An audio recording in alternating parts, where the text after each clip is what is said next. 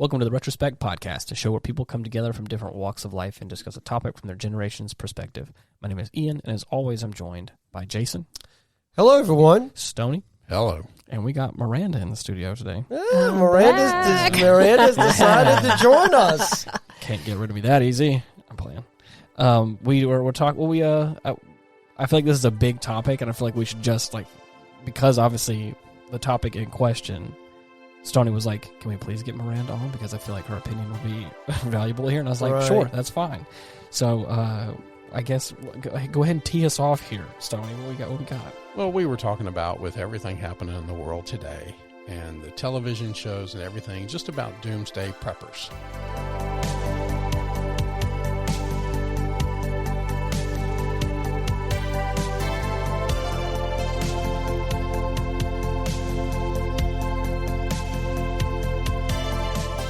I made the joke that it might be fun to bring Miranda on board because she married a prepper, and she was not a prepper before she married me, other than her lifetime supply of toothpaste. It's an American phenomenon, actually. Really? Yes. Europeans don't really get into this stuff the way the Americans do. Mm-hmm. They're just, we're more, I think that's tied into that rugged individualism and self-determination that is kind of permeated the American experiment from the very beginning. I feel like probably also the mid-century, nuclear stuff probably didn't help that out any either. Preparing for nuclear war and all that stuff. But right. Maybe I'm wrong. But well, I mean, I remember my my great-grandparents in Arkansas. We had a mountain, and their little house was on top of the mountain, and they had a bomb shelter, food shelter, and everything that they could go in if the storms happened, if nuclear war happened, no matter what, they had a place to go. Interesting. And they had food in it, and they had just everything. It was just ready to go. But see, they weren't preppers back then. They weren't preppers. Those were just people that life. lived through the Great Depression. Right. They actually lived through the apocalypse. Yes, they were. Because you look at anybody that was born or kind of raised in the 20s and 30s, they saved for a rainy day. Mm-hmm. They kept tinfoil and Christmas paper and tape, and it's just like you went into their basement and they had canned goods, and they had extra cans of gas, and they saved for a rainy day. They did not throw anything out. People that lived through the First and Second World War, they were the same way. So that used to be a lifestyle. We've just gotten into this disposable mindset where we think we can walk down to the store and get everything at a moment's notice. But you talk to the old folks, you have to have a different mindset on things. Well, COVID proved that wrong. Yes. Any catastrophe proves that wrong. I think we still have, 14 cases of toilet paper? Maybe 12. We've gone through a couple. It's the second. Hey. It's the second most bought item next to food. Really? On a prepper's list is toilet paper, believe it or not. Really? Mm-hmm. Yes. Well, there's no more Sears catalogs. So, I never thought I would. When I read that, I was like, toilet paper? What's the deal with toilet paper? I feel like at that point, use a leaf. Well, hold on now. I had a friend of mine was hunting one time, and he had to go to the bathroom, and he didn't have any toilet paper. I've used leaves. He's reached up there and when I was a kid. He got a bunch of leaves and wiped his butt. It was poison ivy. Oh, well, that ain't good. He was in trouble. I would just feel like at that point, if you're going to prepare that much and you're really going to be involved in it, just get a bidet.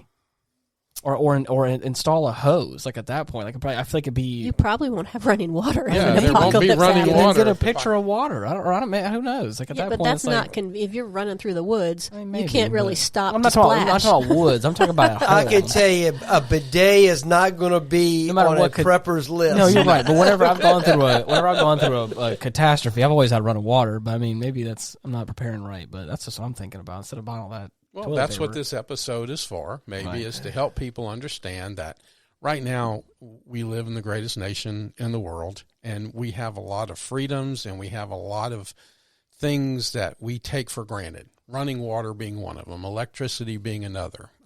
The kids today and the internet, we know how they feel about the internet. But what happens if those things stop? One of the things that is stated, if China attacks us, they're not going to hit us with nuclear bombs. They're going to hit us with EMP bombs. Yeah. and they completely wipe out electricity. They wipe out our ability to produce electricity. They disable the power grid. They disable the power grid. Computers are gone. Cell phones are gone. But your bidet still works. I'm playing. Well, unless it's one of those electric bidets that's a Toto. You're screwed.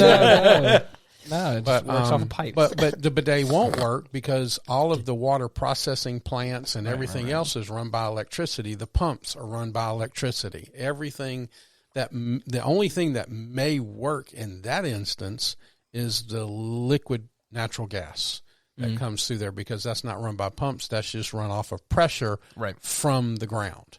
But everything else is going to stop. So, there's a lot of things that you need to be prepared for. And there's some things that there's some do's and some don'ts. And so I got just kind of a little list here of some preparation essential do's. Food and water storage. That should be kind of something everybody's thinking about in their home, because you can basically, if you have a quarter of an acre, you can provide for a family of 4. If you plan it right and work it right. You're going to need shelter and security, health and sanitation, which is, basically maintaining hygiene. We're talking about the bidet there, and managing medical needs, and then communication and information. How are you going to stay informed, and how are you going to communicate? A couple of the common mistakes is neglecting mental health, the importance of psychological preparedness and community, overlooking location-specific risks, poor resource management, and underestimating or overestimating the threat. You got to know what's going on. You got to be prepared for it. Right. Like knowing your bidet is not going to work or not. Right. Just to preface, I don't own one, but I've considered it because I was like, I'm pretty sure. I've heard a lot of people are getting them now. Because it's or they said that's a life-changing experience. Right. Well, I think it would be life-changing if you only use cold water. For sure. No. The new ones have variable pressure and temperature. Well, make it warm. That is if you buy a $300 or $1,000 model. Not I have the generic. The starter one. Yeah. I had a good friend of mine actually sent it for me when I was having a flare. And it is cold water. Okay. It wakes you up in the morning. I'm just trying to be devil's advocate here. I think it'd probably be pretty neat. Actually, I've always thought about getting one. Because we're not sponsored by them, I won't say their name, but there's a company that sponsors podcasts to talk about their bidet, and that's all I'm saying is if we're gonna, maybe in the future one day, we're doing an episode on bidets. I'm just trying to have an open mind here in case people want to start. Do you use a bidet? I'm just saying. Anyways, I just thought it was funny. Instead of using toilet paper, maybe we should. Well, let's bring it back around. Right? Okay. Jason and I always bring stats to the table. 1/3 of the U.S. adult population identifies as preppers, spending $11 billion annually to prepare against society breakdown. That's a lot of money. And just to give you an idea of how big this movement is getting, 15 years ago, it was only 6%. Now it's 30%. Oh, it's a big deal now. Oh, wow. I think COVID really. National Geographic had Doomsday Preppers, that show that came on. I tell you what, I would watch that. I was amazed at what people do. Wow. You would think it's. That's kind of an extreme, kind of weird thing, though. You got people spend a ton of money on completely fortifying their houses. Mm-hmm. Water filtration, air filtration, UV. It's unbelievable the amount of money these people are spending on their houses. The average American prepper, which is, again, 1/3 of U.S. population, is spending $500. 15 to 30% of them spend over $1,000, with that average being $1,850 a year. Mm-hmm. So that's almost a mortgage payment for most people that they're spending on prepping stuff. Well, you got to have food. You got to have water filtration. You have to have fuel, stored and ready to go. We do that. We have 2 generators. We have, fuel, and, there's a couple of things that you don't want to do in a situation. You don't want to let other people know what you have, because they're going to come take it from you. So we don't have 2 generators. We don't have 2 generators. You want to they're welcome to come try to take it from me. And, even when, X-Man was on the show and we were talking about what would happen, what was his response? It's been a while. He's coming to my house. Oh, even though Magnus and I don't get along all the time, I said, Magnus, if something happens in the world, where do you want to be? He says, with you. Mm-hmm. You know, because there's just certain things that you need to do to kind of be ready. And right now in today's world, everybody keeps talking about the zombie apocalypse and being ready for the zombie apocalypse. And I really don't believe, I use that term a lot, but I don't believe there's going to be a zombie apocalypse. But if you're kind of ready for that situation, you're kind of ready for anything coming. Mm-hmm. And that's what we want to talk about today. What can you do to kind of be prepared? We've got wars popping up everywhere. We got the newest and next pandemic is getting ready to hit. You know, this is an election year, so guess what? There's going to be a new one come down, or a revamp of the other one. What can we do to kind of get ready? Or environmental catastrophe, because like we've seen in Hawaii and in California and a lot of other places, we've seen it here in Louisiana more times than we can count, when catastrophe hits an area and resources are shut down, grocery stores run out of food in 2 to 3 days. And that's if they even open up, because if you have no electricity, you can't run credit card machines or anything else. We've seen lineups for hours for gas pumps, and you know, people get running out of gas quick. And we've seen it where people have not had electricity for weeks on end in certain parts of the state. So chaos happens quickly, and it doesn't take a lot for that to happen. So being prepared is so a good important. thing. Absolutely. Well, I read here a little generational stat. They say Gen Z is most likely to be preparing for disaster, which surprised me. Really does. Yep. I figured it would have been the boomers. Nope. Gen Z most likely to be preparing for a disaster, with 2/5, 40% of Gen Z saying they spend money on doomsday supplies in the last 12 months, just beating out millennials at 39%. Really? Yes. So it seemed like this is more prevalent in the younger ages than it is for boomers and for Xers. Again, I wouldn't be surprised if the correlation of the two, of the pandemic and that, probably have something to do with it. I wonder if pre-2020, if those numbers looked like vastly different. I don't know. I'm not saying it's what it is. I mean, I'm saying the correlation. That that's interesting. The correlation of the two, because right. like, you know, anybody, like, I have talked to some people that, you know, were still in high school during, like, you know, the pandemic, and obviously they have a different outlook on the world than I think I do. Even, you know, and the West has beat out the South with the most preppers. Really.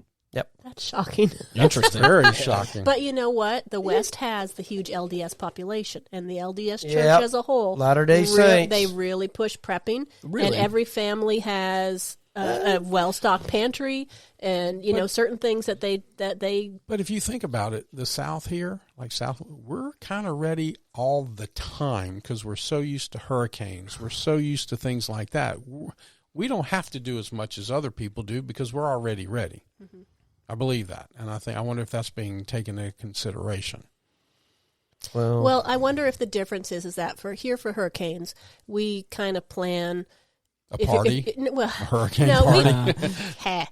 We plan for like 30 days. You know, it's like if we think, okay, are the grocery stores going to be closed? Do we have, you know, roughly 3 or 4 weeks worth of food and water and whatever?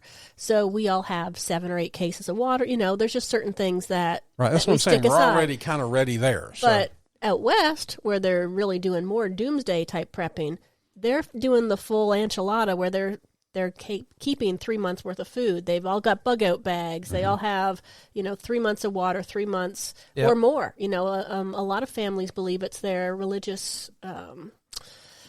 It's not an opportunity, but it's like their responsibility to have a 1 year supply of all these types of things, and they keep everything in rotation. So they're really like, you go into the basement, or you know, everything is very organized with a first in, first out kind of system, and they keep everything in rotation, so it's always available. We don't do that here. You know, everything floods. We don't have a lot of storage. We don't have closets. Definitely don't have basements. We definitely don't have basements. So we're a little bit more limited here in the South as to what we can store because of space requirements. I guess it would depend on what part of the South, too. I mean, I would think some more of the interior of the South. Like, I would think Appalachia and, you know, Tennessee, northern Georgia, where you could actually build bunkers. Yeah. Then yeah, you could. Right. But the global market for incident and emergency management they projected to jump from $75.5 billion to $423 billion. Jeez. That's huge. That's a big number. Well, I mean, at its heart, what is driving this? I mean, to me, I look at this and it's a very pessimistic view of the future, right? And I think it's also a very pessimistic view of humanity. Yeah, because it seems to be in scenarios where things have been completely broken down. Like I think, remember a couple years ago, Texas had the big freeze. Oh, the power grid failed and everything.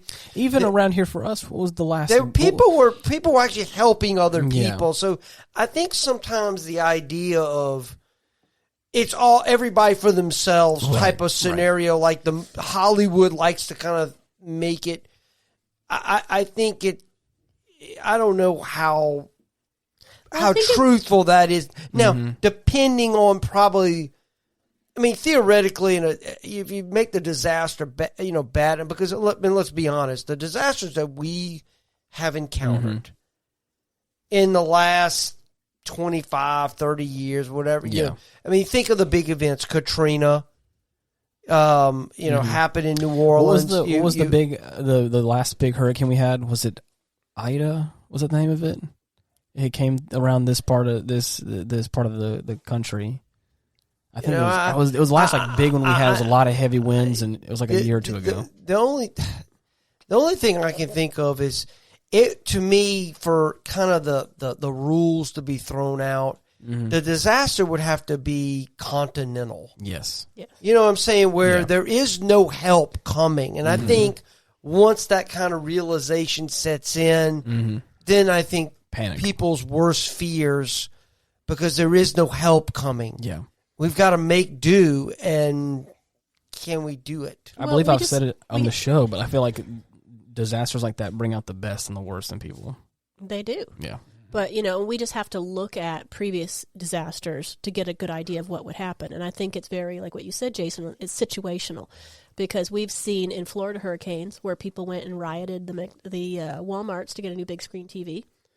Oh, yeah. And, and then we've seen things like in Hawaii with the wildfires, people were, banding together and trying to, save different things or escape, helping people escape.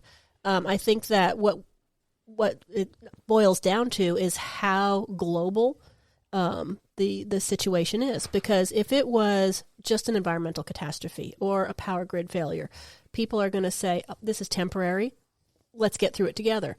But if it's broader scope, like a zombie apocalypse, some type of horrific viral infection, right? You're going to be trust nobody. You're going to keep your circle really small, and you're going to get isolated really quickly because the potential or the options for doing different could mean death. So it's going to be very situationally driven.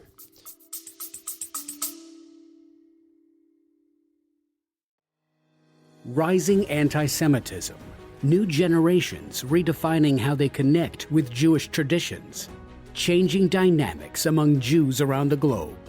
Take a deep dive into these topics and more on Mosaic, Exploring Jewish Issues, the podcast brought to you by the Jewish Federation of Palm Beach County. Hear from the thought leaders, politicians, scholars, and artists at the forefront of Jewish life today. Subscribe to Mosaic, Exploring Jewish Issues, wherever you listen to podcasts.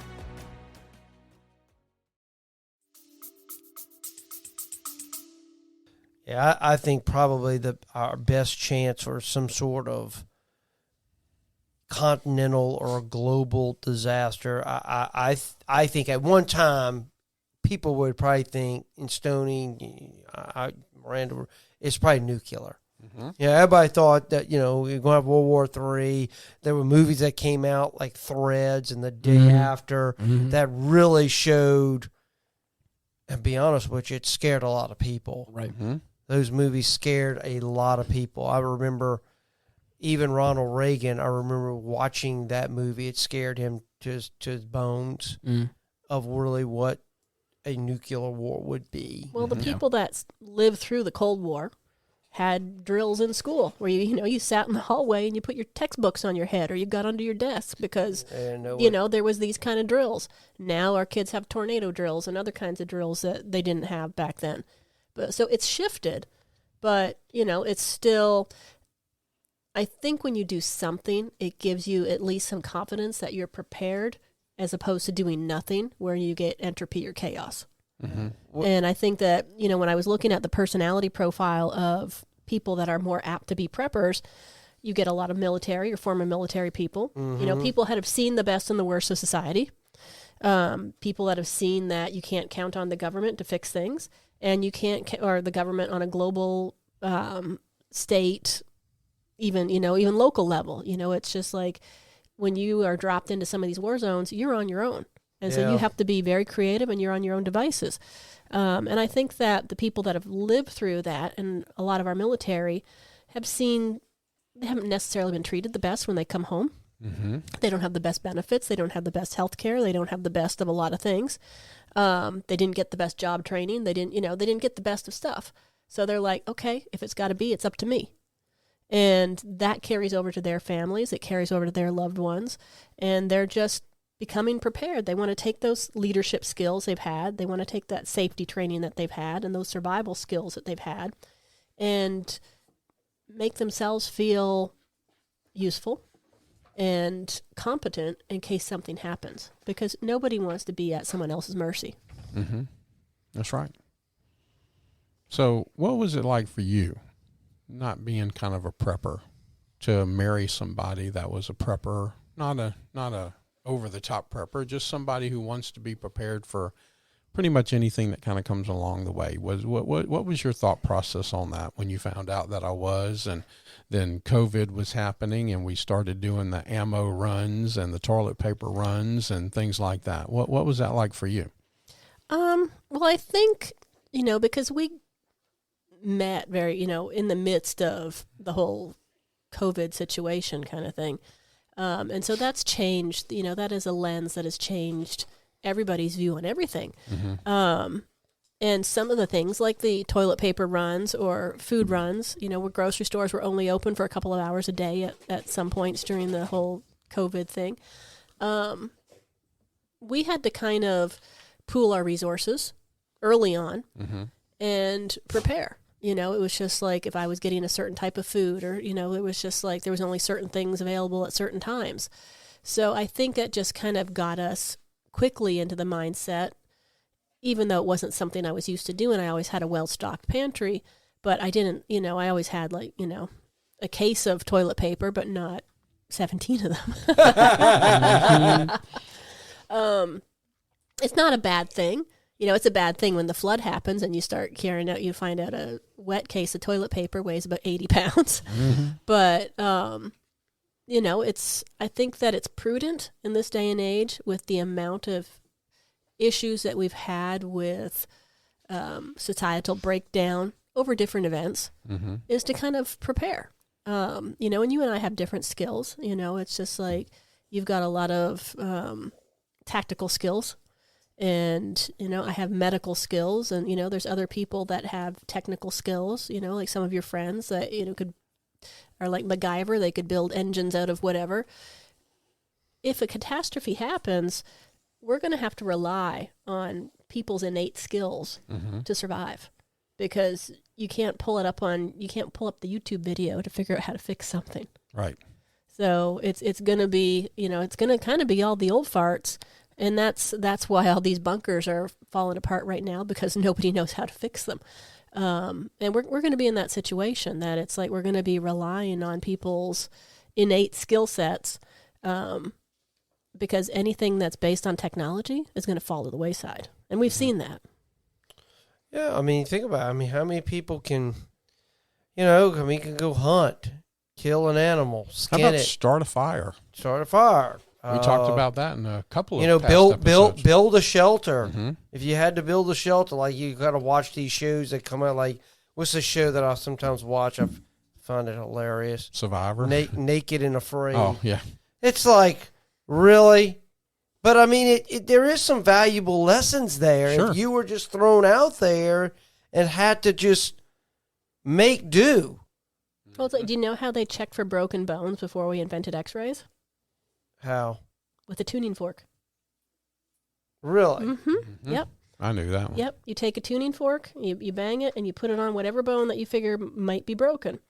And that vibration, if there's an open plate in that bone, if any of the surfaces are cracked, the vibration across the crack in the bone will light them up. They will scream and holler. If the bone is intact, it will just feel like a light vibration. Really? Mm-hmm. Wow. Yep. So, there's a little $16 tool you can have in your bug out bag that you need for your medical kit. I never would have... A tuning fork. I would have never have thought that. Well, X-rays, when did they come around? Like 1895? So how did they figure out broken bones before then? Well, I guess the first thing when you're preparing for a situation is you need to go back. Mm-hmm. You need something to have all your stuff already there so you don't have to go looking for it. So I put together a little list for us here. It's just kind of generic, but it's really essential items and supplies that can be used for just about any doomsday scenario that pops up. Number 1, water filtration. Number 2, long-term food supply. Number 3, first aid kit.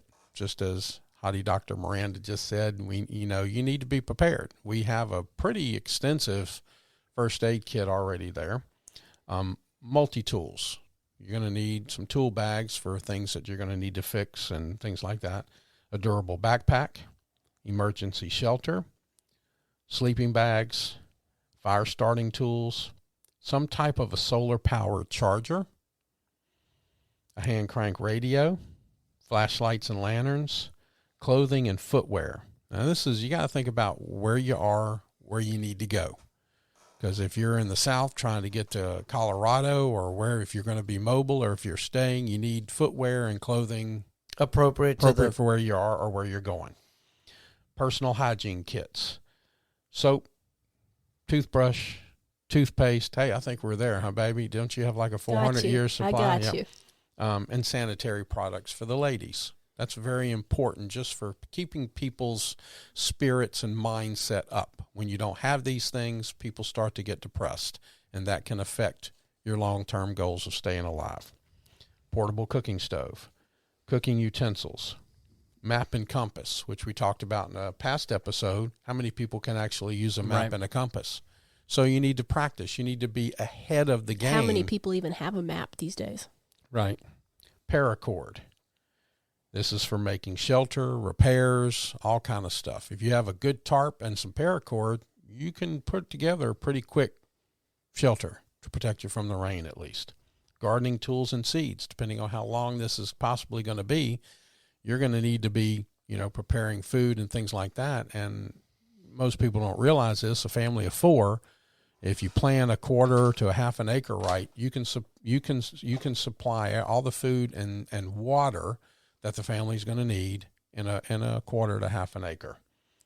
Another thing people don't think about is, in case this does fix itself, you need a waterproof document holder for keeping documents, IDs, medical records, and things like that safe.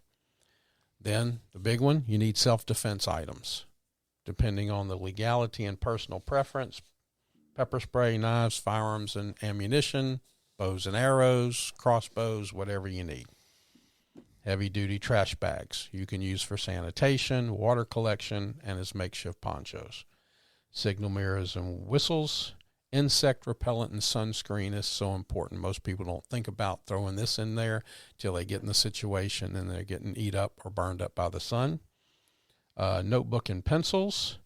And then mental health resources. And this one is very, very important, just even if you're adults, but especially if you have little kids and teenagers, books, games, puzzles, just for maintaining morale and mental health during a stressful situation. You got to keep those things going, and most people don't think about that.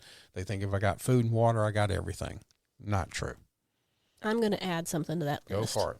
Things that you can trade to others for some of those resources. Well, Yes and no. Toilet paper, yes. But you don't really want to trade certain things, and that's in your survival list. You don't want to trade ammo, because if they think you got ammo and they think if you can share some of your ammo, you must have enough ammo to go around for everybody. So you just want to be very careful in what you trade. Sometimes old medicines might be a good trading factor, things like that. Alcohol. You just have to be very, very careful in what you let people know you have. Mm-hmm. So, but yes, you definitely want to have some trading things. So are you more of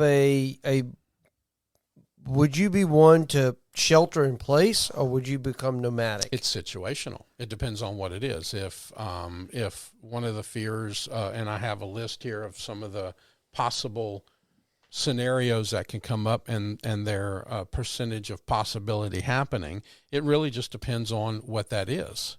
Is it a Yellowstone erupting, or is it the Riverbend power plant in St. Francisville?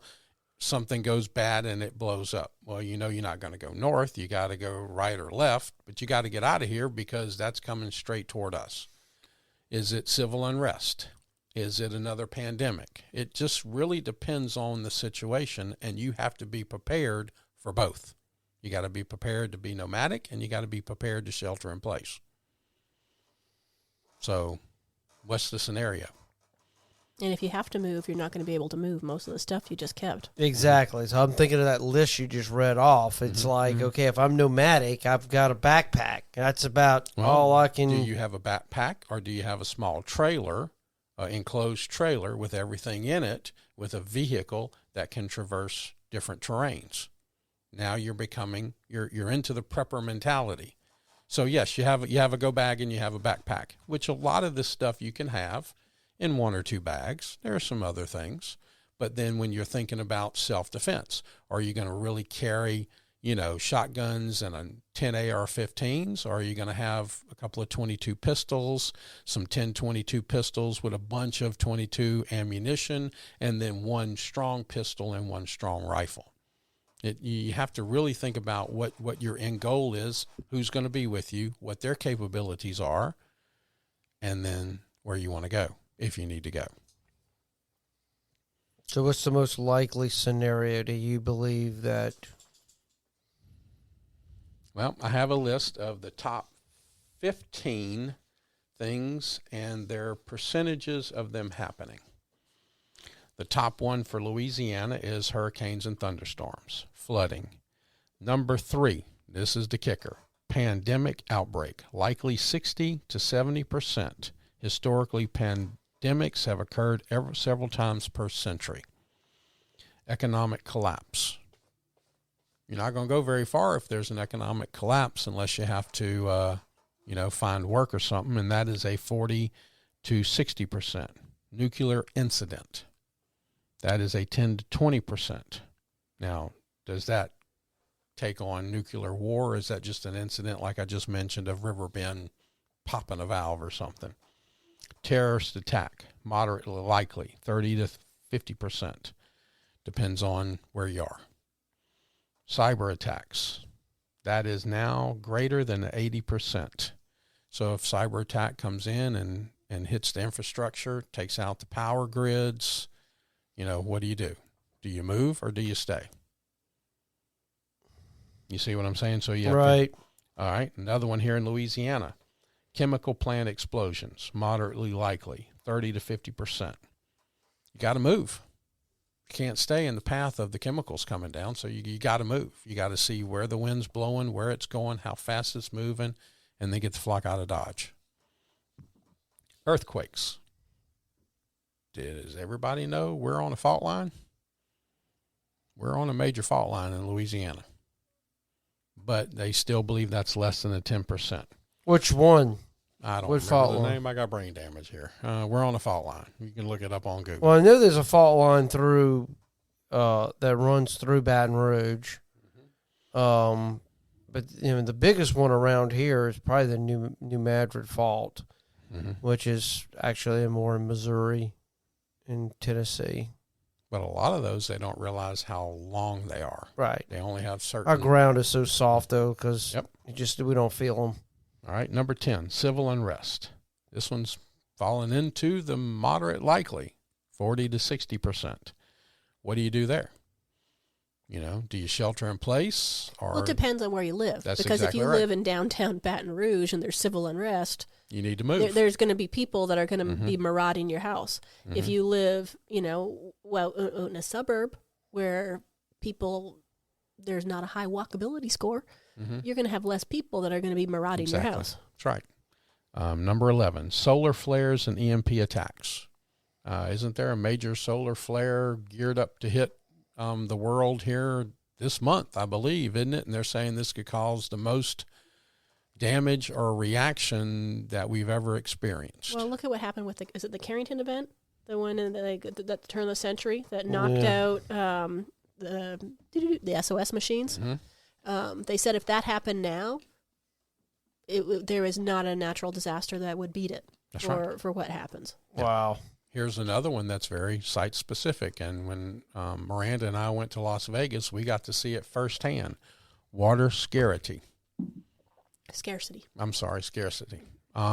We flew over the Hoover Dam and Lake Mead, and it is so ridiculously low that because California needs power, they've upped the Hoover Dam's power producing, and they've almost drained Lake Mead.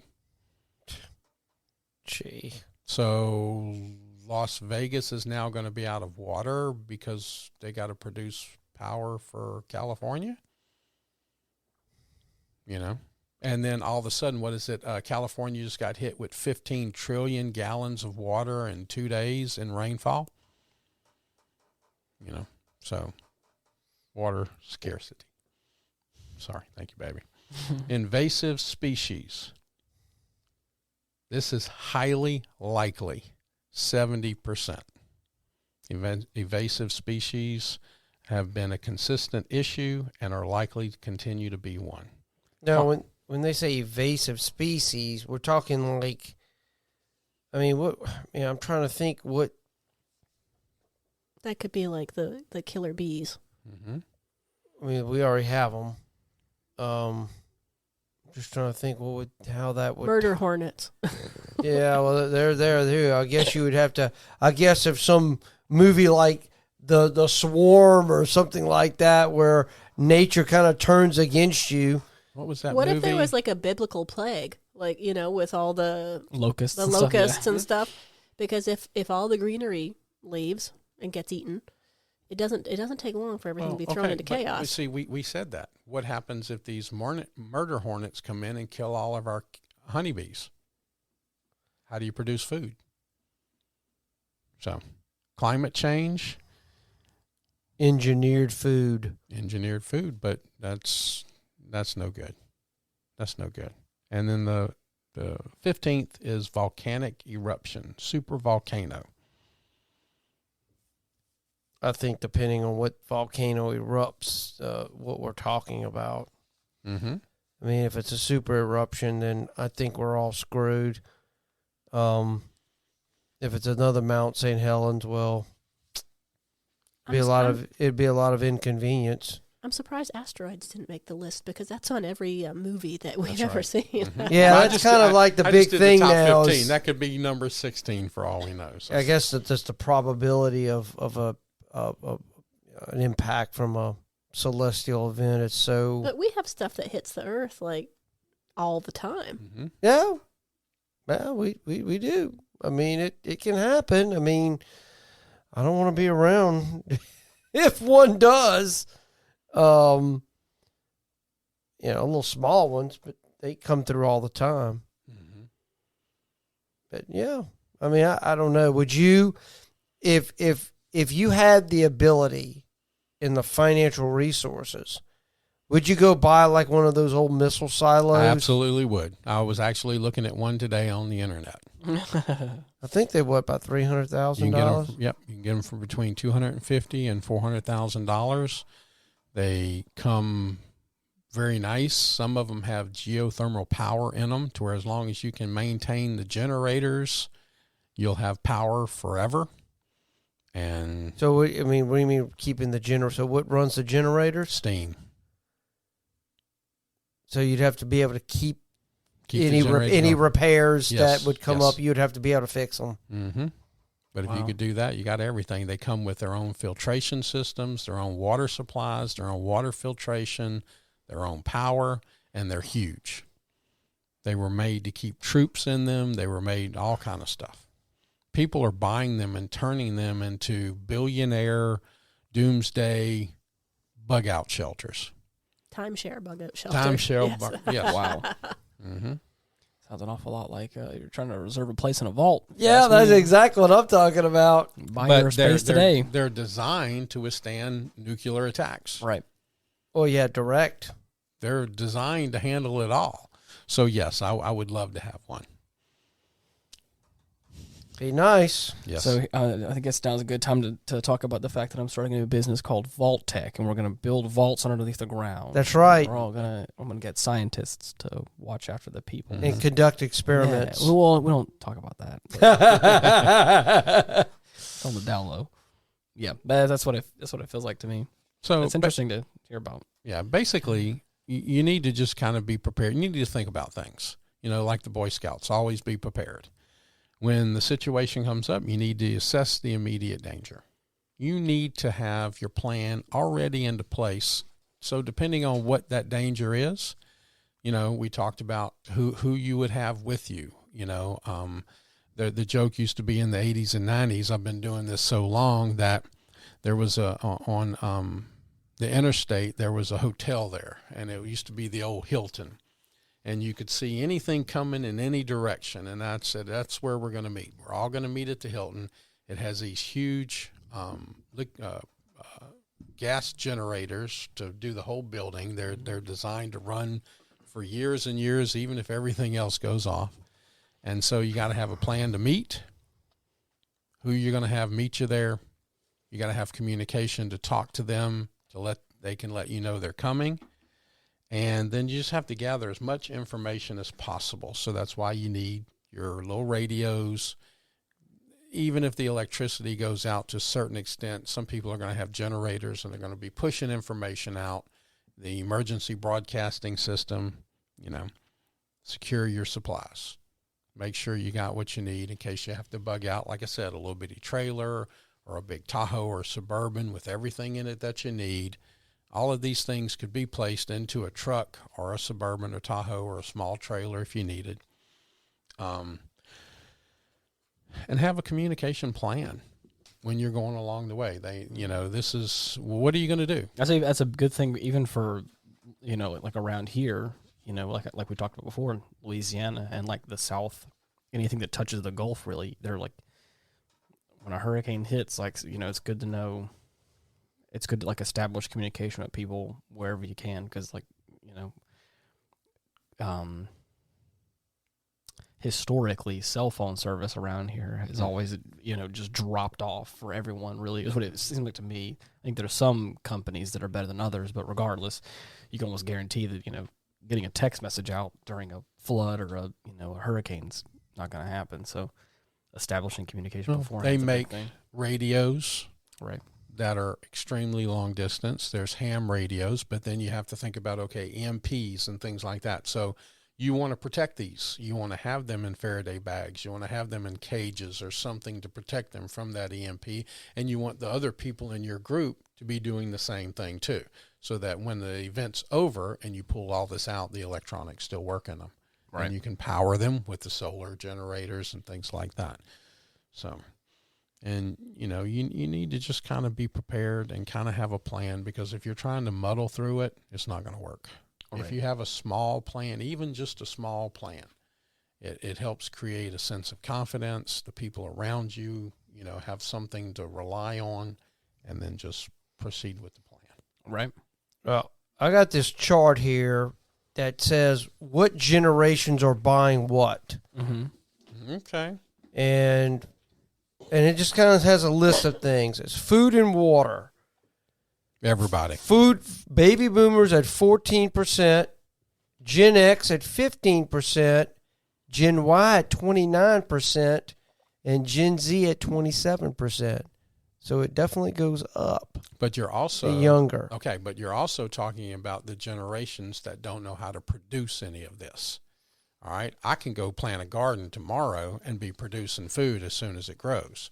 The kids today don't have that same skill. Survival kits. 7% for boomers, 8% for Gen X, 20% for Gen Y, and 15% for Gen Z.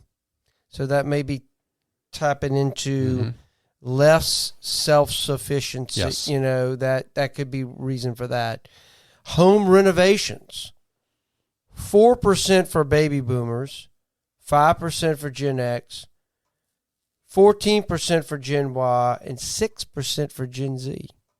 So it seems like Gen Y is a little bit more on the home. Well, Gen Y was still they're still buying homes. The next generation is not really buying homes. Or they're anymore. Too young. They're too just at young. They're just at not, that cusp of. Yeah, they're still renting apartments. I think that barely millennials can buy houses today. So I mean, means of evacuation, car, boat, etc.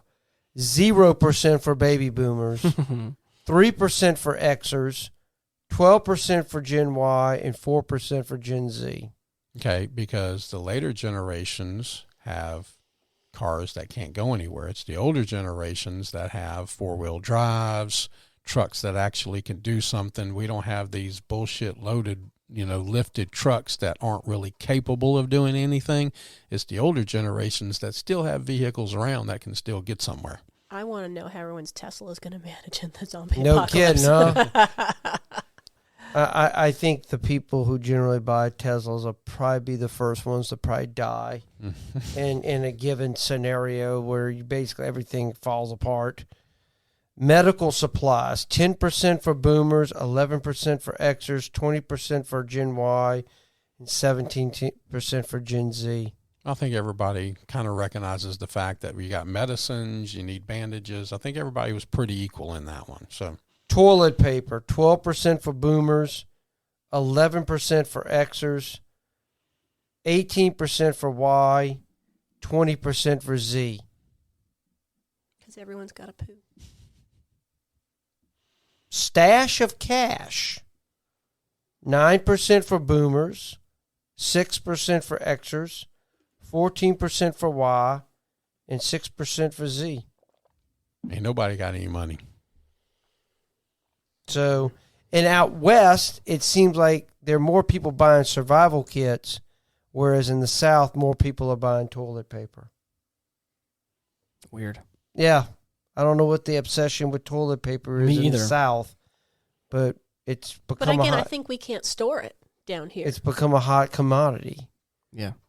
I mean, never thought I would see people make a run. I never thought I'd see toilet paper you couldn't buy it in store. I was like, what the world's going on?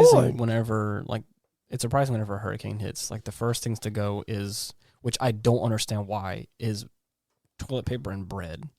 Well, bread, I get people can make sandwiches. But, okay. Canned goods. I don't understand why, anyways. But so for me, I've never understood why, that was such a big obsession. Like, the second everyone talks about, a hurricane, it's like, let's go get bread. Like, I would want something that's going to last a bit longer than... Well, let's be honest. Once again, okay, a hurricane's coming. Yeah. It's a localized event. It'll come and go and pass, and then you're going to have help coming in. Mm-hmm. I think the rules change when there is no help. Mm-hmm. Right. You're right. Absolutely. There is no help. And now you're really, or you have to rely on your neighbors. I think communities would form as common self-defense because people realize if we pool our resources together, we have a better chance of making this than striking out on my own and kind of adopting the lone wolf mentality and go out there and do your thing. Anyone on their own, especially if you have children or you have people who are invalids, people in wheelchairs.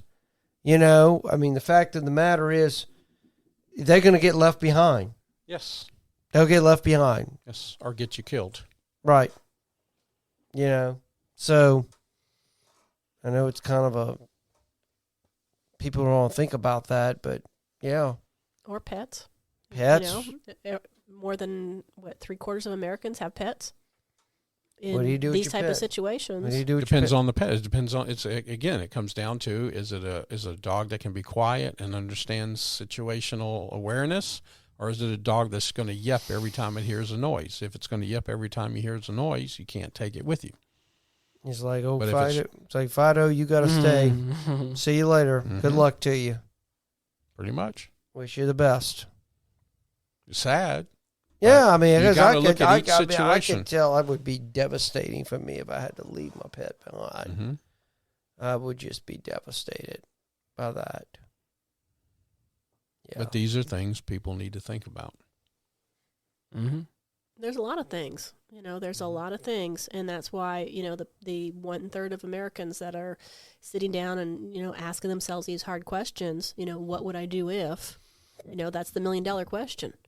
And going through these potential situations and kind of making up tentative game plans, because each scenario has a different game plan. Mm-hmm. And then what do you do if you're the nuclear family with kids? Something happens while your kids are at school. Does one partner is one partner trying to get in from whatever city they commute to? Is the other one trying to go get the kids? Is someone trying to pool their resources? What do you do? There's some really tough questions to ask, because none of this is light and fluffy. It's all got a very serious undertone to it. Mm-hmm. Yeah, I would think like like nuclear strike or something like that. Then most probably those would be dead. Generally, schools are located in highly populated areas, and they would probably be taken out. Yeah, but what mother's not going to go to that scene and try to find her kids anyway? No doubt they are. But then, you have to ask yourself, okay, if where the school was is nothing but a crater. But that's information gathering. That's getting the most information and making the best use of the information you get. Yeah. You have to be prepared to make those decisions. I would think, I think the more realistic chances of something happening is probably a biological outbreak, because I think there's just greater chances of that happening. There's so many labs out there producing some pretty bad stuff that, once it becomes airborne, if they can mutate it to where it's airborne, then it could be. Thank you, Wuhan, China, and Bill Gates. I can only imagine. To me, the idea what scares me the most if they weaponize and it becomes aerosols, Ebola. That kind of stuff, just hantavirus. That just kind of that what was that movie that came out that was The Stand? Mm-hmm. I love that movie. That was a great book and a great Captain movie. Trips, the super flu. Mm-hmm. It wouldn't take much, as we've seen. It would not take much. I mean, because they're already doing it now, and you just got some numbnuts that feel like they need to keep manipulating nature like that. Or elections. Yeah, I mean, I just blows my mind that how anybody in their right mind would even want to even contemplate of trying to make viruses more deadly. Yeah. Let's just make this pathogen even more deadly than what it already is. So yeah, I mean, some of the other things like, volcano or asteroid impact or, nuclear war. I mean, let's be honest. I mean, if a big enough rock is going to be coming out, it ain't going to matter what sort of prepping you doing. Yeah. It's over with. It's game over. Good luck. Maybe 1% of the population might survive. Nuclear war, you can venture to say the same thing. Right. Who wants to live in an apocalyptic wasteland of radiation and... Well, that's why you have a lifetime supply of iodine at your house, too. Yeah, exactly. Well, I don't know about you, but I took 60 years to find Miranda. I'd like every minute with her that I can get. So if my preparation buys me 5 more minutes, I'll take it. Stoney, you always get so sappy about this stuff. It's my baby. I'll take every So minute now you watch, somebody's going to be going to be chiming in, going, "Oh, Stoney, that's he knows how to do this." Well, good for you. Mm-hmm. Good for you. I'm not prepared at all for anything really, so it's just kind of. Probably you would just. I mean, like there's. Would you come here? You don't know how you would react. Right. None of us really would react when our backs up or against the wall and there is no option. I either got to do this or die. Well, you can ask anybody in the military or in law enforcement or other skills, what do you fall back on? Your training. Your training. So if you have prepared, you fall back to that. So if you know where your first aid kit, if you know where your medicines are, and you go through the just once a month practice, okay, this happened. Where is this? Where is that? Grab it. Always keeping your car full of gas. Miranda, what's your habit? That's a biggie. Well, hold on. This is a habit. We just talked about habits in the last episode. What's your habit? I don't let my car get below half a tank, Ever. Because that's what I'm saying. I think about that all the time. It's like, okay, how about if this day, my car right now is, I need to put some gas in it. Mm-hmm. And it's like, if something would happen just now, I'm screwed. That's right.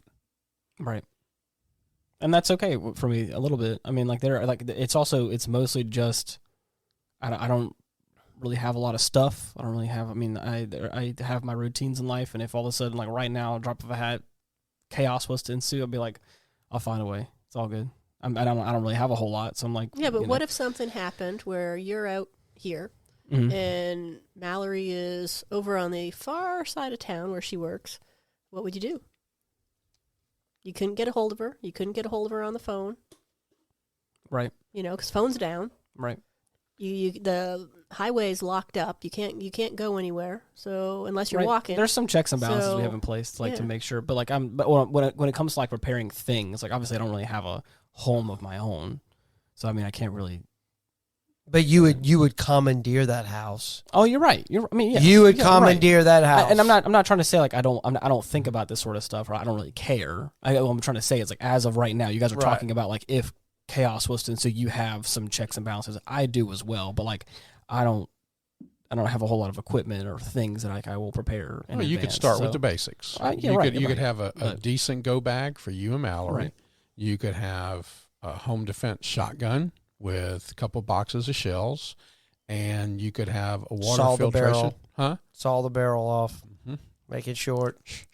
Yep, and you could just have some basics. It doesn't have to be extreme. Like some of these doomsday prepper TV shows, these people are on the other end. Yep. And ridiculous, and they all they're extreme. They're really extreme. They're extreme, and they all believe in this one scenario that they believe is going to happen, and so they're preparing for it. And that's kind of not it. There's as we looked here, there's a whole bunch of scenarios that can happen. Right. Just kind of have a little plan, have something. It's for your own well-being and your own mental capacity just to believe that you have something to work for. And what I'm trying to say is that like a prime example was the pandemic.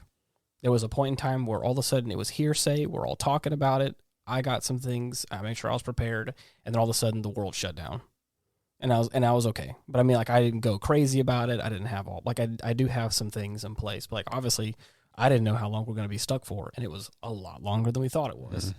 But I mean, so it was the closest we've come in a long time to a lot of uncertainty. That's what I think scared a lot of people. It happened so fast. I remember the first conversation we had about it, and obviously, like thinking about it now, the conversation I had was like kind of wild with the misinformation that people were talking about, because they were talking about it being like a zombie virus, and I was like, well, I don't know about all that.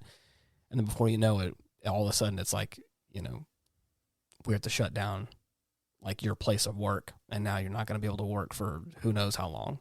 And I was like, oh, okay, well, that's kind of.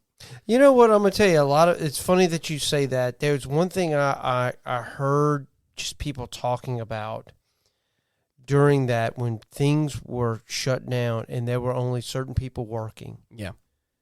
A lot of people were saying, God, I thought my job was really important. It really isn't. Mm-hmm. Isn't what I do. I say, a lot of people felt very like they just were not very important at all. For me, you were told you were either essential or you were non-essential. The line was written in the sand. The line was written in the sand, but it was also a very big gray area as well, because I got told I was an essential worker, and I got told I had to come into work or I'll lose my job. So I felt like I was forced to come into work whenever the world was collapsing around me. And that was what it was kind of ridiculous for me, because I was like, respectfully, I'm not an essential worker. I don't need to be out here, handling people and talking to people.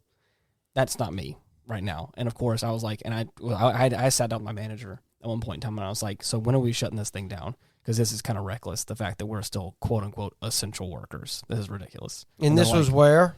Well, I'm not going to say that. I'm keeping it deliberately. But I work, what I'm talking about is like. You can say the industry. I worked at a coffee shop. Okay. So I was like, I was quote unquote essential worker. I'm like, no, I'm not. You coming in here to get your coffee for your job, I mean, that's not. Right. People can make coffee at their house. Yes. but again, in that moment, it was like, okay, I have to make a decision here. Either like lose the job that I have, which again, was only the job I had at that time. So I was like, okay, so either I can potentially be fired from my job for what feels like a little bit of a flu spike, quote unquote, or it could be a crazy virus that we don't know about. Right. So I'm like, I could lose it all and gamble that way and be like, okay, that's fine. I mean, the world's collapsing. Who cares at that point? Or it's like, or if this is just a little thing that's going to flare up, because everyone's making a big deal out of it, but also people are not making a big deal out of it. So I'm like, if I gamble on that and lose my job, then I'm going to be without a job. And then of course, let's say 1 week from now, the world's back to normal again. Right. I don't got a job now. So exactly. I was like, so I'm in this weird situation where I was like, well, then you had people getting paid to stay at home too. Of course. Right. So anyways, it ended up in the grand scheme of things, everything worked out because again, I made sure I was taken care of. I made sure the people around me were taken care of, and I put my foot down with something. This time, it worked out. I believe that was the greatest social experiment ever conducted on Americans, and now they know how much they can get away with. I doubt next time it's going to be that easy. Well, that's what I'm saying. You look at COVID, and if COVID, and how I saw how people were reacting. Mm-hmm. I mean, people were losing their mind over this stuff, and I'm going, how about if the mortality rate was 50% across the board, across all age groups?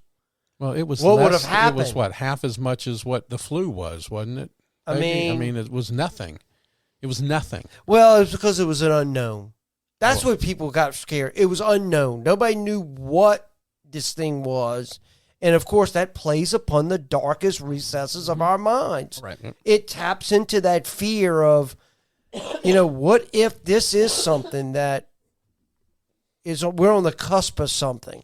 So all it did was play upon the fears, even though it didn't turn out to be what everybody was made out to be. Mm-hmm. And you see, that's kind of the point of what this show is. At least be prepared for something. Right. If you're prepared for something, it's not that much of an unknown. Be prepared for something. Get ready for something. That way, if it's better than what you expected, it's better. If it's not, at least you have a direction to go, and you have some thought process into it, and you have some preparedness already, and you can have faith in yourself. Your family can have faith in you, and you can work together to achieve something. Absolutely. So just be prepared for something. We weren't prepared for COVID. We weren't prepared for the misinformation. We weren't prepared for what the government was going to do. We weren't prepared for any of this. Now we are. We say we are. There's always a percentage of people that are the sheeple that go along with whatever they're told, and there's always a group of people that are going to be the free thinkers that evaluate for themselves and make a educated determination based on the evidence at hand. And we still see that. You go to the grocery store now, there's still people that are masking, or there's still stores that have plexiglass up. I hate to break it to you, but the only good that plexiglass did was put money in the pockets of the people that manufacture plexiglass. It didn't keep anybody one iota healthier. The dots in the grocery store moving one way, that didn't help anything. But we had people like Fauci coming on, telling people, about all these things, about staying 6 feet away and all this stuff that just scientifically is nonsense. but there's people that still believe it. And there's people that are getting their 5th and 6th and 7th booster shot. So we're going to always have these outliers in any event, especially if there's another pandemic, that, you know, they'll be the first to go. And, you know, we'll see that. I think that a lot of us have seen what's happened with this, and they've seen how everybody has acted, and they're not going to be so trusting the next time around. No, definitely. I think the government kind of shot itself in the foot with relaying information regarding the truth of the vaccine and the potential side effects. And, you know, unfortunately, I got two shots. I didn't get any boosters, but I got 2 of them. Well, so Ronald Reagan said it the best. He said the most dangerous statement ever made in the history of the world is, I'm from the government and I'm here to help. Well, it's a shame that it has to be that way. Yes, it is. Because that's not what the government's supposed to be. Nope. Well, on that depressing note, is there anything else you want to touch on for this episode? As we try to wrap it it's up? a kind of somewhat of a depressing topic to a degree because you are preparing for a disaster. Of course. Mm-hmm. So... Well, we hope we gave some information to our listeners. If you have any questions or comments, if you're a prepper and I missed something, hey, write us at getoffendedtogether at retrospect.com. Oh, sorry. getoffendedtogether@gmail.com. I'm sorry. I'm getting ahead of myself. Speaking of retrospect.com, right. Maybe is it time to announce that we have our website up, or is that a little premature? I was going to say to do another call to action for the Ask the Mortician. Yes, instead. do that. Yes, that same email address, getoffendedtogether@gmail.com. If you have any questions you'd like to ask, we're going to have a guest who is a professional mortician, and so if you want to know any juicy details. Yeah, you want to know the behind the scenes of that, go ahead and submit your questions there. But anyways, until next time, thank you so much for listening. Bye-bye. Goodbye, everyone. God bless. Take care. Thank you for hanging out with us today. You're the best. Peace.